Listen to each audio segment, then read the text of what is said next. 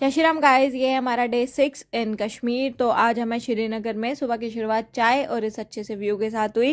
Ready होके हम गए ब्रेकफास्ट के लिए। ब्रेकफास्ट में बफे लगा नहीं था तो हमारा ब्रेकफास्ट एमएमटी के थ्रू ही था, तो हमने आलू पराठा ले लिया आज। और आज हम जा रहे हैं सोनमर्ग। यार सोनमर्ग तो क्या दुनिया है, मतलब इस 6 किलोमीटर की टनल के बाद जो आपको व्यू मिलने वाला है, ओहो मतलब जन्नत है जन्नत। आपकी दुनिया ही बदल जाएगी 6 किलोमीटर की टनल के बाद।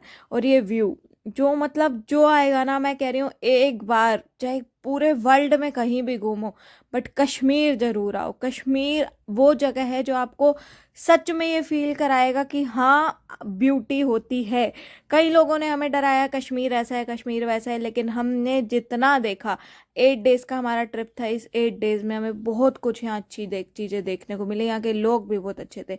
तो हमें वहाँ पे एक साड़ी वाले भैया मिले जो रेंट पे साड़ी दे रहे थे। 200 रुपीज़ हमने इनको पे किया एक शूट के लिए। तो मेरे को बिल्कुल नहीं बांधनी आती थी, वहाँ एक लेडी थी, हमने उनकी हेल्प ली तो उनको भी मतलब कम ही आती थी, तो कुछ ऐसी ही मेरी बंदी थी तो ठीक है हमने एडजस्ट कर लिया था। यहाँ इतनी अच्छी स्नोफॉल थी, इतना अच्छा मौसम था।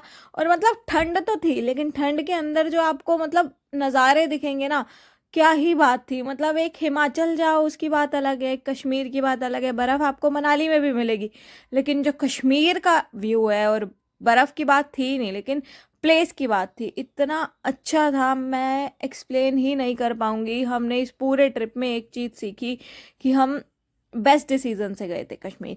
और फिर इतनी ठंड में स्नोफॉल में जो मैंने गोलगप्पे खाए हैं, ओह क्या मज़ा ही आ गया।